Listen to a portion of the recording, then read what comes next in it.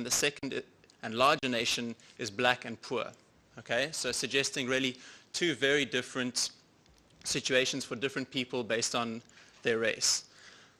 More recently, some people who've been doing work on this, a prominent sociologist from the University of Cape Town has suggested that while race does remain a very important marker in cultural and social terms, it's actually decreased in significance in economic terms, and it no longer structures economic advantage and disadvantage. And so essentially we fit in between this and we try to see whether this is in fact the case. So what we ask is what has been the influence of racial discrimination on earnings. So we look specifically at income. We have done some work on employment, but we only present the income part of that here. We look at how this has changed over time, so from the end of apartheid up to 2011. And then we also try to analyze whether this level of discrimination is different at different points in the income distribution. You might think that discrimination could be different, say if you're in the median or whether you're right at the top. So what we do is we use household survey data to get a window into this. So we started in 1994, and we have 3 household surveys, so 3 points in time, 1994, 2001, and 2011. So these are nationally represented household surveys, which consists of about 30,000 households. As with all research that tries to decompose discrimination effects, there are problems with this. So we can't control, for example, for things like network effects, or very carefully for the quality of schooling education, and Carmen will talk about that right at the end. In the same way, we can't control for another factor which is sometimes mentioned in South Africa, which is that affirmative action policies and policies of redress lead some white graduates, for example, to immigrate. So these would both over and underestimate our measures of discrimination. Okay, so this is just the descriptive statistics from our data that we are looking at in 2011. To note is that the bottom point shows the wage differences between different population groups. So you can see that whites earn a large amount more than anybody else. And we're going to focus on the differences specifically between African and white earnings. So this is both because of sample size and because these are the most extreme differences. How much time do I have? Okay, so I'm just going to skip the employment, looking at the employment changes, and just take you through what some other people have found. So there have been some early studies of this, but actually not as much work has been done as one might expect. But the early findings are that wage differentials, so the differences between white and African earnings, have fallen. But in fact, the residual component, which is supposed to include some level of discrimination, has not fallen. Okay, so really what we talk to is this level of discrimination. We don't divide between men and women. We look at the overall levels of discrimination. And apart from studies that look at the kind of mean levels of discrimination and how they've changed over time, we try to, as I said earlier, decompose this and look at different points in the distribution and see whether we can say something more detailed about these effects. So Carmen will tell us about that.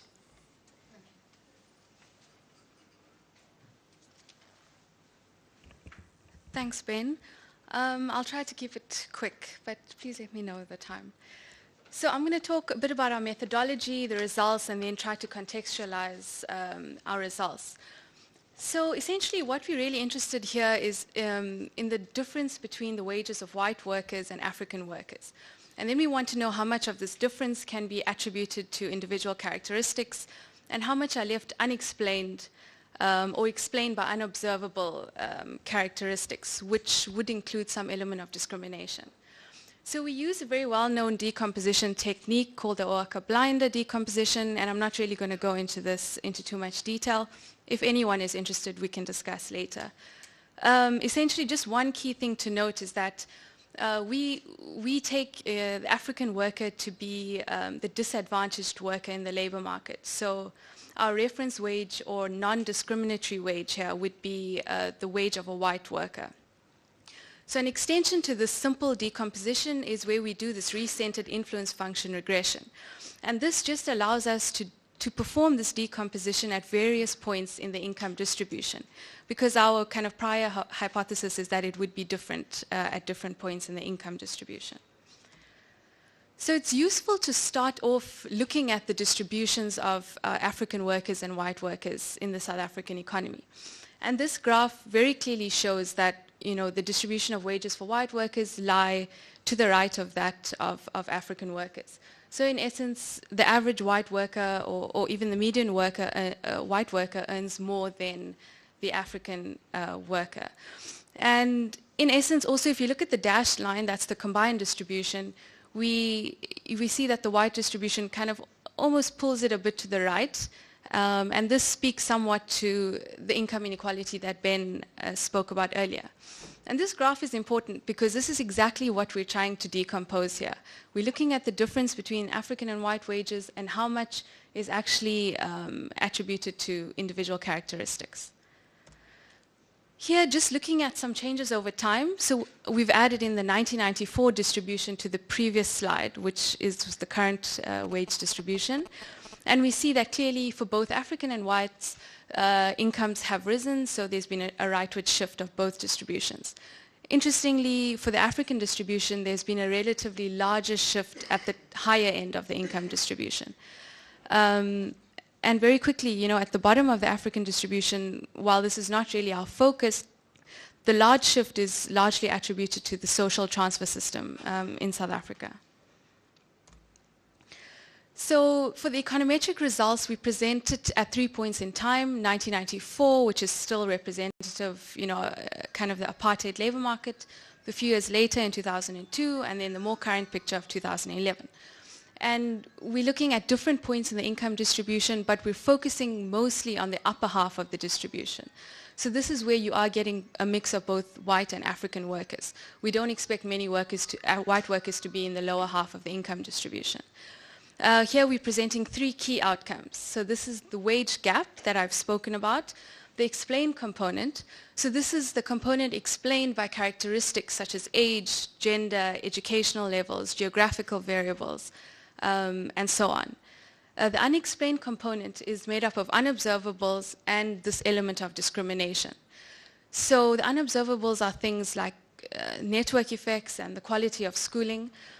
So in essence, it is a bit difficult to completely isolate this discrimination effect, but our results over time kind of clearly suggest that the changes have been attributed to this changing discrimination. So quickly through the tables, I've got a graph later on which is a bit more easy to understand, but this is 1994, and this table shows at different percentiles, of the income distribution, starting at your 30th percentile and then the median at 50, going up to the 99th percentile. We show these 3 main outcomes. And in essence here, the takeout of this table is that wage differences, here represented by the difference in log hourly real wages, are very high, and high across the income distribution, and the unexplained discrimination component is also very high, between 74 and 84%, and even higher at the upper end. Looking 7-8 years later, we see some changes. At every point in the income distribution, there has been a decline in the wage differential, so this wage gap. Also, accordingly, above the median income, there's also been a decline in the unexplained component. So there's some sort of decline in this discrimination effect. What also emerges is this pattern of where there's a decline in the discrimination effect right up until the last percentile, where it goes up again. And in 2011, we see the similar pattern. There's a further decline in the wage differential at each point in the distribution, and the discrimination effect declines in a similar pattern. So relatively more at higher income levels, except for the very end top of the income distribution. So just to show this a bit more clearly, this is the last 2 tables in a graph, and the size of the bar essentially is your wage difference, and the blue section of the bar is your unexplained component. So we see clearly again that at every point the wage differential has fallen, and then we see this interesting U-shaped pattern of the unexplained component. So just to preempt some of the discussion, I think, our thinking is that the decline in the wage differential, especially at the upper ends of the income distribution, say between 85 and 95, is kind of largely attributed to an equalizing of the educational attainment levels between Africans and whites. We also see at the very top end, our understanding of this is that network effects are still relatively important at the very top end. So when thinking about CEOs and board of directors, it's still very important. Your network is still an important kind of part of determining who gets these types of jobs. So we've presented quite a lot, I think, this morning, and just to summarize quickly before I get into the kind of contextual discussion, I think we saw Ben didn't really get into it. He didn't really get into it, but there's been a growing proportion of Africans in medium-skilled occupations and a rightward shift of the income distribution. The econometric results shows high but declining wage differentials, as well as some kind of declining discrimination component, but with this U-shaped pattern. So very quickly, we've been thinking about these results more and talking to people about it, and our understanding is that this education component has become increasingly important in explaining the wage differentials. So over time it's increased, and it's increased more at upper levels of the income distribution. And I think, what's kind of underlying this and what we're unable to actually control for is the quality of education here. And it remains the fact that in South Africa there's this dual education system. So even excluding private schools, we have two types of public schools, historically white schools and historically African schools. And on the left is a picture of a historically white school in an urban area, which is very well resourced. On the right-hand side, you have a kind of poorer school in a perhaps rural area where the majority of Africans attend, and these are poorly resourced and have a poor quality of teaching. And this has kind of dire consequences for learning outcomes. And here we measure the learning outcomes by using literacy scores, and we borrow this graph. And it clearly shows that there's vast differences in the educational outcomes or learning outcomes of students going through these two very, very different schooling systems. Just last slide. Okay, so just to add to this point is also kind of a slightly more macroeconomic issue. Compounding this problem is South Africa's growth path that's very, very highly skills intensive. So there's been, job losses in the primary sector and very high job creation in the tertiary sector, which is driven by financial sectors and kind of trade. So essentially it's an economy that's not generating a lot of jobs, but where it is, it's very high skilled. So in essence, I mean, while it's a positive story that this discrimination effect has declined, in effect it hides the underlying inequalities of access to quality education, and indicates that state-enforced legislation such as affirmative action may have had small effects, but unless you redress these underlying inequalities, it's going to be difficult to equalize labor market outcomes. Thanks.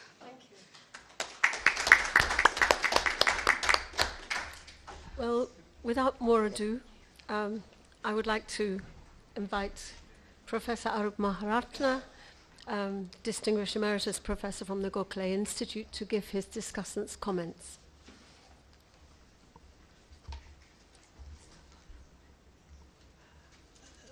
I know the time is very short, and if I'm asked to forego either food or my spoken words, I would like to forego my words. But food is justified by my words. I mean, the organizer would scold me. All the papers have been extremely rich in terms of data information and stylization of the information and the presentation of the data. There is no doubt about that, and very impressive. And they have brought out imbalances very distinctly and starkly in terms of wide array of information. And of course, the main message is discrimination is still there, and discrimination perhaps is declining in case of South Africa, but not clearly so in case of Indian context or South Asian context. Now, I'm of course not perhaps supposed to go into the details of each paper, even if I had time, I think, because I didn't get the papers, and so better I make some general comments. You see, I found the papers a bit of lacking in terms of providing explanation and interpretation. Why is what is presented? Why? How to explain that? Why did it happen? How did it happen? On that count, I think the papers have been less rich. In any case, it's not a criticism. I mean, it's just a matter of observation, and it could be. So, for example, but in connection with that, I have a couple of points to mention. You see, in case of social discrimination, as Professor Harris White mentioned, that discrimination is that part after accounting for all the differential in terms of endowments and all that. But I would like to add here that sometimes we forget that discrimination is partly attributable to the official policy and the government's ambivalent and very peculiar and puzzling and sometimes dubious role, of course, tacitly connected with politics. For example, in case of India, the first sentence of the Constitution says there will be no casteism, no caste division. At the same time, it establishes elaborate arrangements, elaborate machinery for enumerating castes. Who is what caste? Huge bureaucracy has been created to make castes, to make schedules, make lists, subcastes. I find it terribly contradictory and bizarre. You were supposed to head for casteless society. At the same time, you are digging up castes. Now, well, in case of researchers, I do think that research should take note of that fact. When we get SC, ST, these are all products of the official classification and, overwork. So we social scientists should not be carried away by that kind of bureaucratic classification of population which were otherwise all right, perhaps. It's a question of identity. So state imposes an identity where there was none. So a large part of the state, the politics of the caste politics and all that became very prominent and important after there was this very concrete lists of who belongs to what caste and what entitlements one have on the basis of just caste. Otherwise, perhaps if they were left to live in the same society and locality, they would have lived harmoniously, perhaps. So partly that point is generally getting missed by most of the researchers, and most of the researchers on social discrimination, what I have read. For example, in case of a capitalist economy, the logic of capitalist economy growth, there should not be any discrimination at all. It can only be discrimination in terms of efficiency and productivity. No matter how black one is, no matter how low caste one is, if he is extremely efficient, if he is extremely intelligent, if he is extremely diligent, I thought a capitalist, by his own logic, would prefer someone who is more intelligent and efficient, irrespective of color and caste.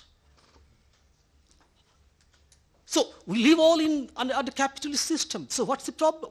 Why does this persist?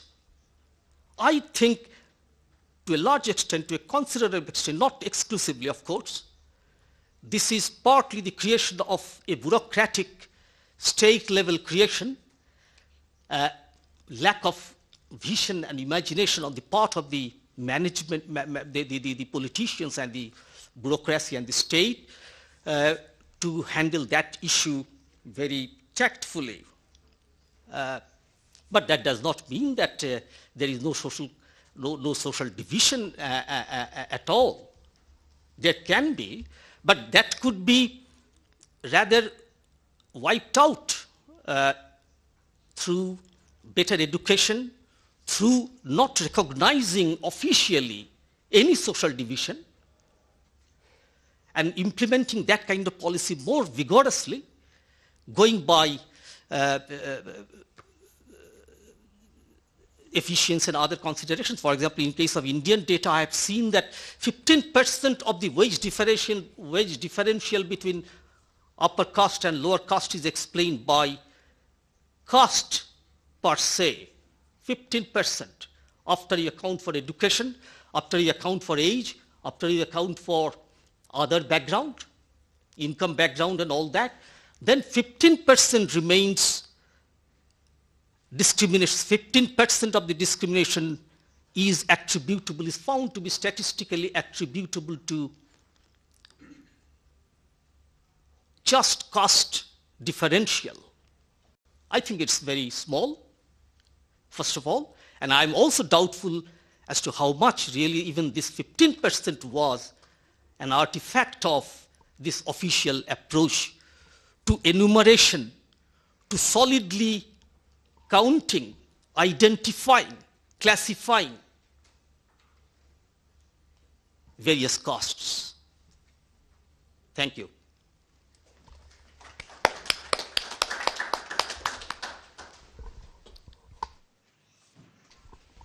Now, have we so overrun our time that there is no time for discussion? I can't hear what you're saying. Over lunch. Okay. So the session needs to be finished because we're all hungry. Want to thank ICRIER for organizing it and for choosing this topic, because it's not every day that discrimination comes up when we talk about labor. And Dr. Kathuria for inviting us all of us participants from outside Delhi. I think it's very hard to crush what are basically research presentations into a panel format. I think that's something that the organizers might think about for the next meeting. In any case, the three papers have suggested that there's a huge agenda that remains undiscussed here and needs more exposure in society at large. Our discussant reminded us that we haven't really touched reservations and positive discrimination. We haven't touched matters like supplier diversity, municipal marketplaces, the problems of enfranchisement that migrant labor has, of ration cards, of access to all kinds of benefits. There's an enormous policy agenda that we didn't discuss and that lies waiting to be opened up and explored. But one thing that I would like to end with is that there is clearly no consensus apart from the fact that discrimination is remarkably persistent. Thank you very much.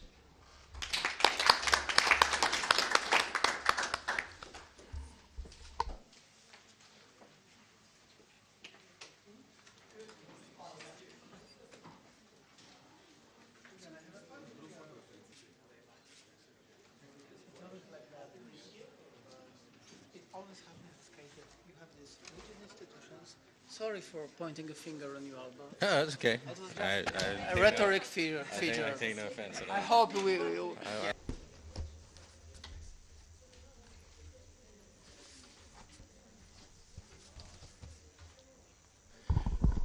Good afternoon all, and very pleased to be the chair of this session. I think it covers a really important topic, the relationship between labor and social protection, especially in countries with high informality. My name is Martin Rama. I'm Chief Economist of the World Bank for South Asia, not Chief Economist of the World Bank, as the program says. Yeah, that's Kaushik Basu, closer to home. And he's my boss, so he will not want me to be saying that I'm the Chief Economist for the bank. And I'm the director of the World Development Report on Jobs. So to me, this entire conference and especially the topic of this session is really very valuable, very important, and we will have, I'm sure, very rich contributions. So the format we will follow is we will have all the presentations first, because otherwise there is a risk of spending more time on the first paper and much less on the ones towards the end. And I will be tough on the speakers to keep them to 15 minutes so that we have some time for discussion at the end. We agreed that I will not be doing introductions. The bios are in the booklets you have about all of us. Let's move directly to substance, and Albert Park will be our first presenter. So this afternoon I want to talk about social insurance coverage for informal workers and offer a few reflections on different strategies for trying to expand social insurance coverage in countries like China and India. We know that governments desire to help citizens cope with the major risks that they face in their lives and ensure adequate living standards in old age. And this motivates many governments, including those in developing countries, to want to establish effective social insurance programs with broad coverage. However, in countries that have very large unregulated, or as they say in India, the unorganized sector is very large, it's very difficult to expand social insurance programs because there's so little contact between government and people who are working in the economy. And in fact, when we start to design a social insurance program, whether it be health insurance or old age insurance, the design features we choose can actually create traps where they can actually increase informality by creating burdens and incentives for evasion in formal programs and in the formal sector. So I want to talk today about some general ideas about the policy options that countries can consider in expanding coverage, and talk a bit about some of the specific benefits and drawbacks of different design features in these programs, and then spend some time talking about the Chinese case, because I think the challenges or problems that China has encountered, first of all, I think many people don't really know the story of China in this regard.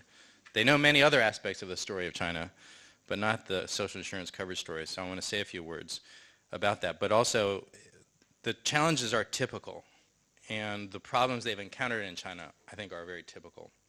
And so hopefully that will provide some lessons coming back to India and other developing countries at the end. So if we think about the types of policy options that are available, broadly we can think about contributory insurance programs where the beneficiaries must contribute something, either an insurance premium for health insurance or some kind of a regular payment to fund a pension benefit. Or there can be also non-contributory insurance programs which have been called social pensions, where the revenue for benefits are not coming from assessments on the workers themselves, but through some broader, perhaps general budget revenue source. For the contributory programs, which are by far the most common, and the ones that, the very first programs that were ever set up were these types of programs, and at that time it made sense that you go to the employers and the workers to fund the programs, because those are the people that you can find and you can enforce. And a factory, if you go to the factory, you can force the guy to pay the contributions and fund it. And so very similar to this idea that it's easier to set up these programs in the formal sector, because the enforcement itself is more convenient. And it's usually financed by contributions of employers and workers, often defined as a share of the worker's wage. But there are also voluntary contributory insurance programs. Many pension programs in the West are of this sort. Sometimes there are matching funds by the employers, or there can also be matching subsidies by the government to encourage people either through their employers or not through their employers, just directly with a government program to make some contributions on a voluntary basis. For the non-contributory programs, they can also be either targeted to the poor, although then this question arises about whether their goal is any different than general poverty assistance types of programs, or they can be universal if they cover the entire population and provide a universal benefit package. Okay, so I want to talk a little bit about the key choices that need to be made for these two types of programs, talk about some of the advantages and drawbacks, and then move quickly to China. So for the contributory programs, the biggest choice is the contribution rates. How much do you want people to have to pay into these programs as a share of the wage? Because in developing countries, compliance is a big issue. If you set those rates too high, people will find ways to evade. But at the same time, more contributions, you can provide a better benefit package. And then, of course, for pensions, you can consider defined benefit or defined contribution programs. And for the defined benefit programs, you need to establish what the benefit rules will be, how much redistribution there will there be a minimum guaranteed amount of the pension, et cetera. And another key program feature that was alluded to last night was the portability of benefits. So there was a comment that the Provident Fund in India is not very portable, and it's a huge issue in China as well. And then for the non-contributory programs, you need to basically decide where you're going to raise the money and how much you can afford in terms of the amount of benefits you can provide. And then if you want to target, what should the eligibility rules be? And for pension benefits, what is the age at which you can start to draw these benefits? Okay. What are the considerations in making choices over these design features? Well, for the contributory insurance programs, I think the biggest issue is the contribution rates, again, because compliance is going to be a direct result of the level of rate that you impose. And the ease of enforcement also will depend on the perceived value of the benefits. So in other words, if you tell a worker and his employer that together you have to contribute, as they do in China, you have to contribute 28% of the wage towards the pension program, the worker could just consider that a tax if he felt he would never see that benefit. But of course, he is getting a benefit that has real value to him, but probably not equal to 20% of the wage. I mean, there's kind of a revealed preference argument that, of course he would prefer the cash. With cash, he could still save 28% if he wanted, but he could also do other things that he may view as more optimal with that money. In immature systems, in many developing and emerging markets, the workers may be very skeptical about what benefit they will actually receive. They don't trust the administration. They don't trust that the promises today will be kept in the future, et cetera. And that can really undermine the view of these contributions as benefits and therefore be viewed more as taxes. For pension systems, I think defined contribution systems where the worker, you can show the worker he's put a money in an account with his name on it. That may make him believe more that these benefits are real and he's going to see something from it. But of course that reduces the ability to redistribute. And then of course there's the portability issue, which I mentioned. Now the other thing about contribution rates, regardless of kind of whether they're perceived as beneficial or not, is that they do constrain optimal household resource allocation because it's an imposed kind of savings choice that you're imposing on the worker. And that reduces the flexibility of the worker to use his income for other things. He may view the imposed savings rate as higher than what he desires, and it will be a kind of savings which is illiquid to him. So if he faces other uncertainties, even after this contribution, he still may feel like he's going to need to save a lot of his income to deal with other uncertainties he may face in life. So in this way, it can be viewed as costly.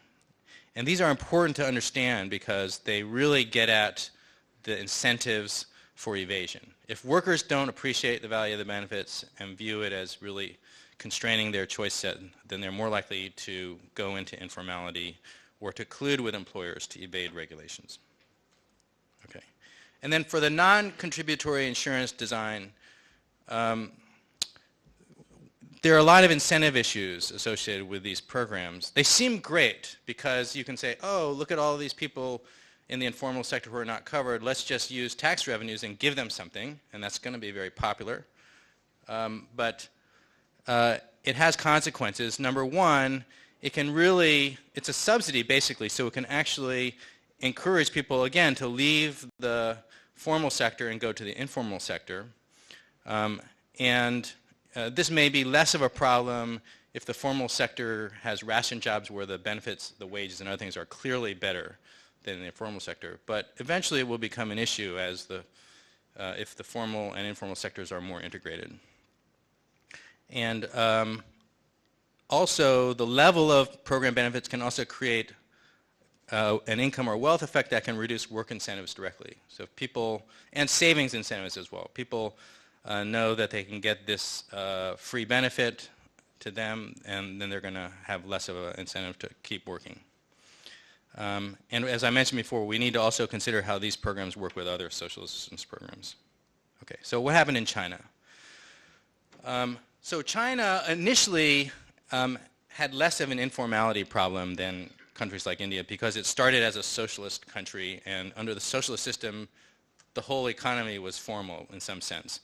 And in urban areas, all workers kind of were registered and were the responsibility of employers, state employers. But of course, in China, there's been huge economic reforms and a huge growth of the private sector and huge migration, which has changed all that, and has actually increased informality pretty dramatically over time.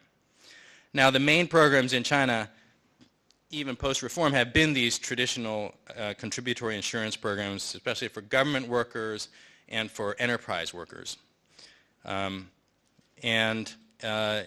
After kind of a concern that informality had increased a lot, I think the government has tried to implement regulations that have been more protective of workers. They passed a very important labor contract law in 2008 that requires employers to provide labor contracts and benefits. And then recently, in really the last 5 or 6 years, they've dramatically expanded voluntary contributory programs mixed with non-contributory. What they've done for rural pensions, for instance, they've just basically said if you're already old, we're going to start giving you a payment every month. But for people who are not yet at a retirement age, we're going to ask you to make a contribution, and we're going to match it, and we're going to subsidize it so that it's very attractive to you to make the contribution. And most people have responded by contributing up to the matching limit and then stopping. The result is that you have high coverage but a very low level of benefit. Okay, but there are many challenges, and I'm going to jump around here. I wanted to point out this figure which shows the coverage rates based on surveys that I was involved in 5 large Chinese cities in 2005 and 2010. And you can see separating workers into the local resident worker, urban people, and then the migrants, mostly from rural areas. You can see that from 2005 to 2010, coverage actually increased. So for health insurance, there was actually a dramatic increase in health insurance coverage of migrant workers from 2005 to 2010. But most of the increase, the colors are not that clear, didn't come from health insurance benefits coming from employers, but from this voluntary, quasi-voluntary program in rural areas that covered everybody. So there was a huge expansion of the rural health insurance program. These migrants are from rural areas. They paid for these insurance programs in their home villages, and then they didn't want to get that benefit from their employers because they already had something, although the benefits, again, are much worse than the typical package from their employers. And then for pensions, you see it's very different. The increase in coverage for migrants was much less. There were a bunch of new programs that are trying to cover the migrants, but many of them are not biting.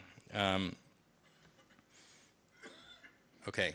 A couple of other things about China is that the programs have very high contribution rates. So if you add up all of the assessments on workers' wages paid for by the employer, it comes to like 30% of wages, and the employee is also being docked about 11% of wages. So together we're talking about 40% of wage under the official programs. It's a very high rate, much higher than India. And if you look at this in comparative context, China is at the far right. This is a much higher labor tax wedge than in other countries. Okay. The other thing about China's programs are that they're heavily decentralized at the city level. In pensions now they've gone up to the province level, but this means that if you're a migrant worker and you work and accumulate some claims, some benefit claims in one city, and then you move to another city, it's not clear whether you can transfer those benefits over. So it creates a strong disincentive to get these benefits.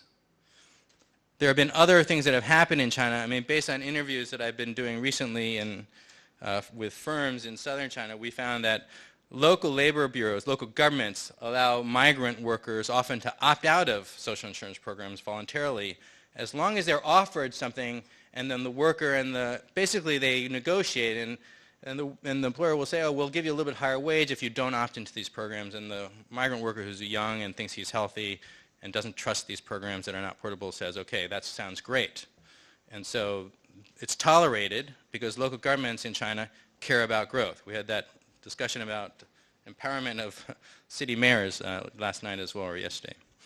And the other thing they do is they try to reduce the contribution level artificially by making them be based not on the wages of each employee, but on some minimum wage or lower policy set wage for the region. And the other thing is that has been done in the past is that employers will hire workers through these labor service companies where they're just hiring the service, and so they're not responsible for these benefits for the workers. Although this loophole has been tightened in revisions to the labor law. Okay, and then let me summarize the challenge of China and then say one word about India, and then I'll finish up. So China, we've seen real big problems. There have been huge, widespread evasion of the contributory insurance programs, which has led to very low social insurance coverage of the migrant workers, which is really China's informal sector. We've seen rapid expansion of voluntary contributory programs, but they have been achieved by subsidizing but delivering very meager benefits. And there's some work that says this has had a negative labor supply effect in rural areas, although I don't think that's necessarily a bad thing for rural people who have been working very hard. China has very large differences in their benefits across different schemes, which makes integration of these programs difficult. And the greater success of these new programs that have tried to get high population coverage, not linked to employment, has created a lot of disincentives, created a lot of incentives for evasion the traditional programs that I don't think has really been properly understood in China, where they just, the Chinese government, the strength is they're very good at getting things done, but they are very target focused. So they just say we want to coverage the population, and they don't really think about incentives of how this is going to work out with the multiple programs. Okay, so last word about India. India has social insurance programs mostly focused on the organized sector through the Provident Fund and the Employee State Insurance Company. I was looking, this is from the online documentation of the programs from the Indian government. One thing that was interesting to me is that the contribution rates are actually pretty low in India for workers, especially for this pension scheme. Much lower than in China and many other countries. But of course, it's a much smaller program because the formal sector is much smaller in India than in China. So India is challenged by this large size of its informal sector, but it has one advantage, at least for vis-a-vis pensions, that it's still a very young population. So it's pretty cheap as a country to deal with old people today, and there's still time to put in programs that will deal with old people tomorrow. Now, given the complexity and incentive problems associated with having multiple programs and trying to just expand coverage piecemeal, as I've described in China, my own view, after really thinking about this for a long time, is that these universal public social insurance programs actually have a lot of appeal. These are the only, this is the only type of a system that can avoid many of these incentive distortions where different benefits for different populations create incentives to avoid certain sectors or to not work, etc. And there's been some proposals in Latin America, in the Mexican case in particular, to do this, to fund a general pension. This means you get everyone gets the same pension when you retire, and it's funded from a value-added tax in the case of Mexico. And this, even if you replace in China or India, if you replace the very high benefit programs in the formal sector with a much more basic program, it actually will free up the formal sector enterprises by reducing the implicit tax of these programs. And this can actually increase competitiveness and further, kind of the Made in India agenda. And if you still think that employers or the government are responsible to help people smooth their consumption better by increasing, providing higher pensions for people who have higher wages, then those can be on top of this program, either voluntarily or mandatory, depending on the policy goals. And I think that, whether you do universal or not, I think the goal really should be to start fresh and integrate as much as you can at the start. Because once the programs are in place, it's really hard. Thank you. Thank you very much. Next, David. Thank you, Martin.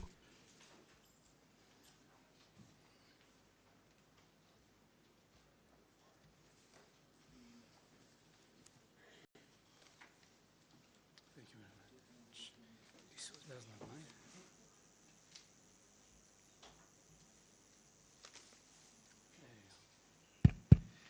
Ladies and gentlemen, good afternoon. Thank you to the organizers for the invitation. It's really a great pleasure to be here today, back in New Delhi. Actually, my presentation follows very nicely Albert's presentation. It's about some work we were doing with Professor Dan Ariely, Merve Akbas, and Michael Weber about how to expand the coverage of pension systems among informal sector workers in Kenya. And what I'm going to present today are the results of a behavioral experiment in Nairobi, in the slums of Nairobi.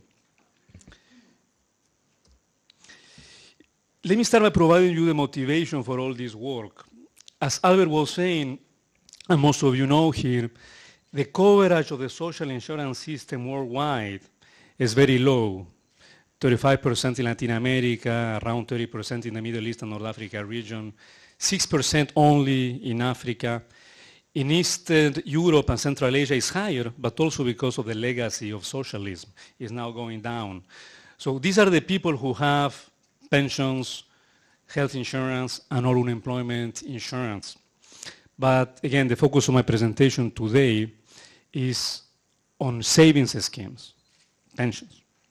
So the first question, and this is not surprising, and this is not a surprising result.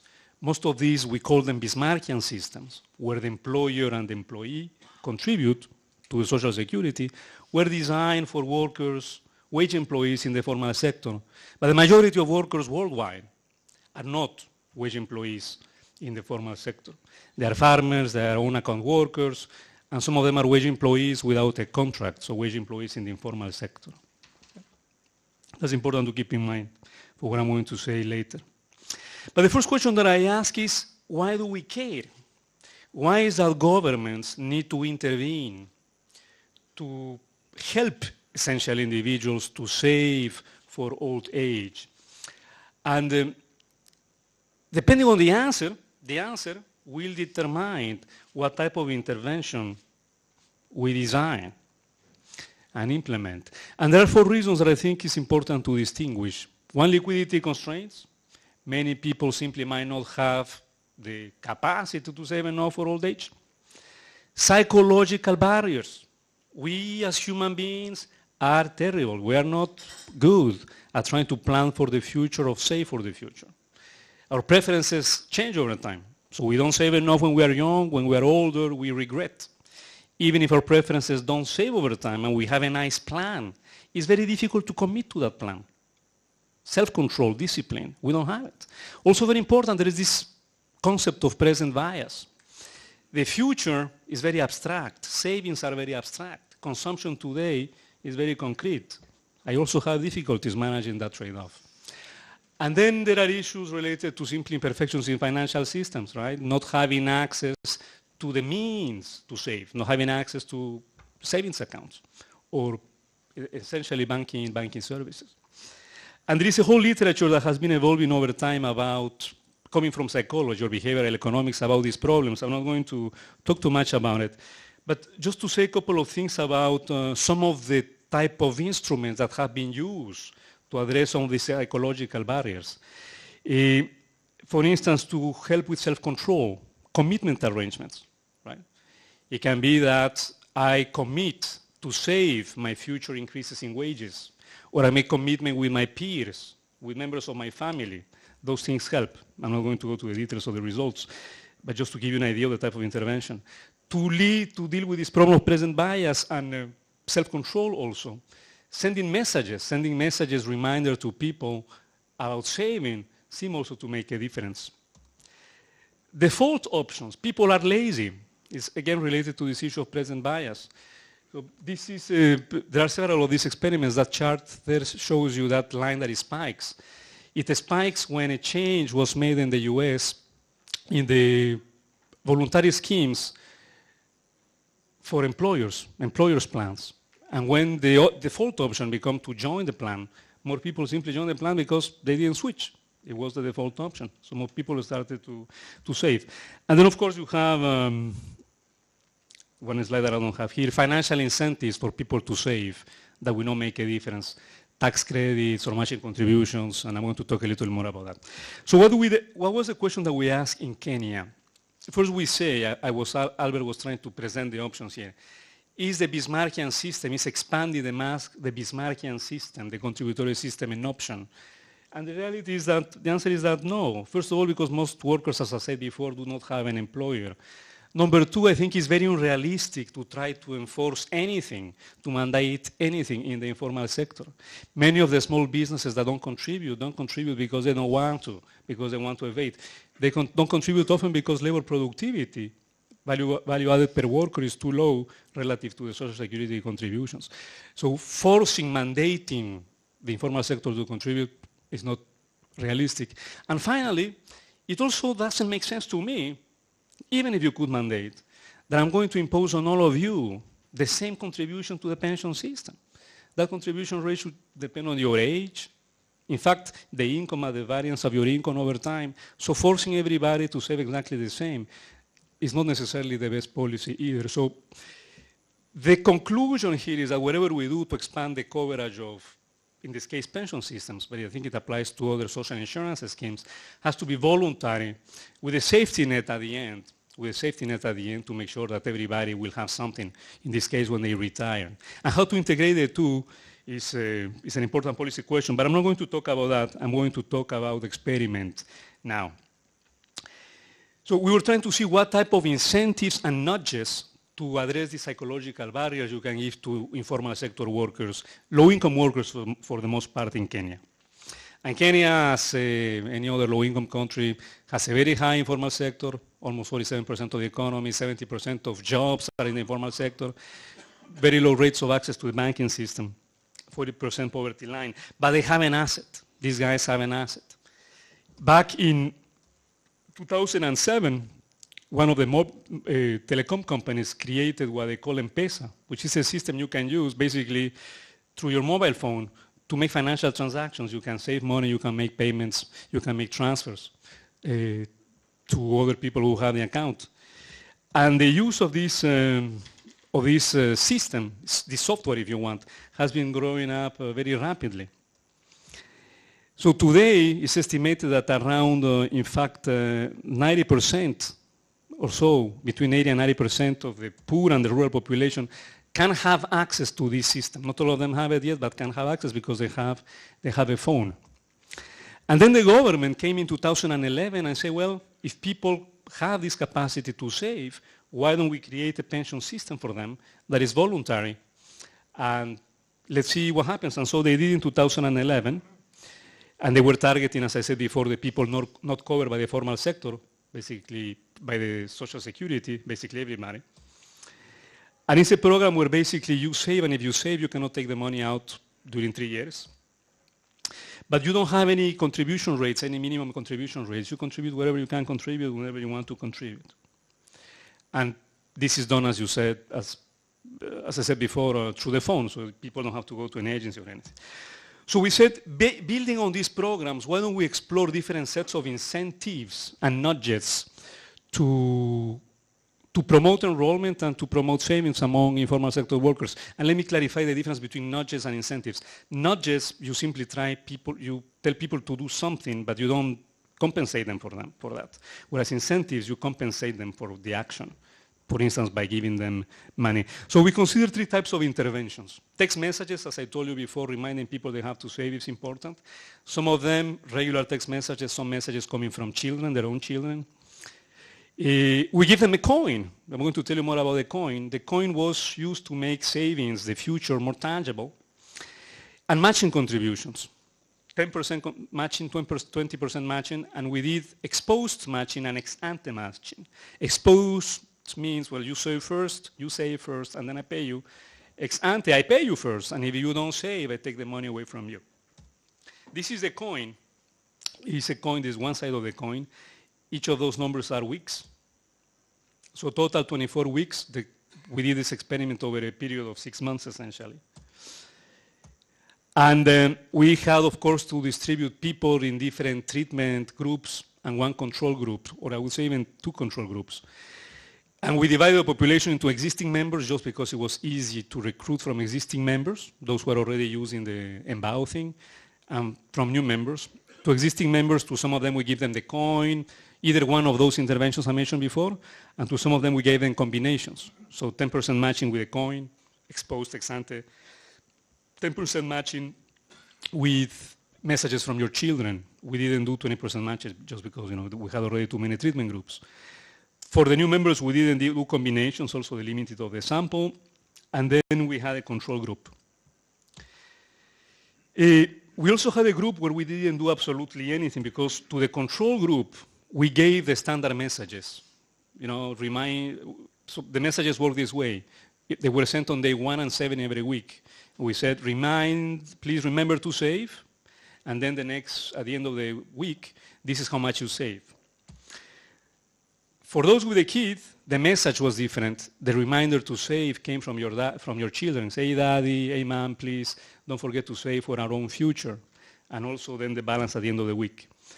For the coin, we told them, remember to save, and at the end, we remind them to also mark the coin by how much they had saved. For the post-match, very easy. If you save this match, we will match you. Or, we deposit this match in your account. If you don't save, we'll take it away from you. And we also gave them the balance at the end of the week, okay? And this is how we did things over time very quickly. By the way, we started with a pre-pilot asking people what would make a difference for them. The coin, the individual account, the matching, the messages. That's how we chose those interventions.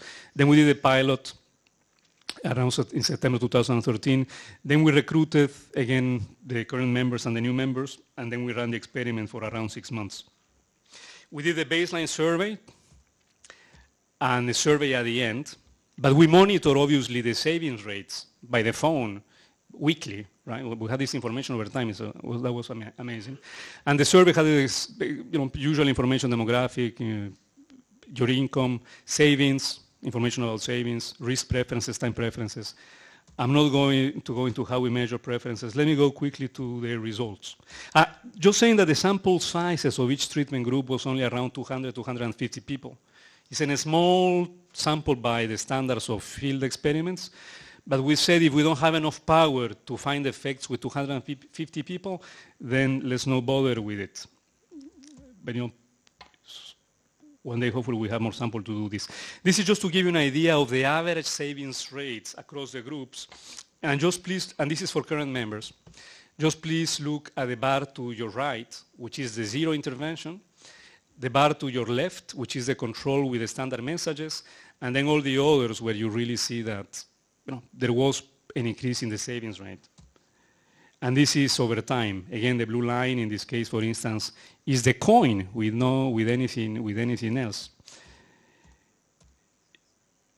In the name of time, to give you the main results for existing members, and then I will say something about new members.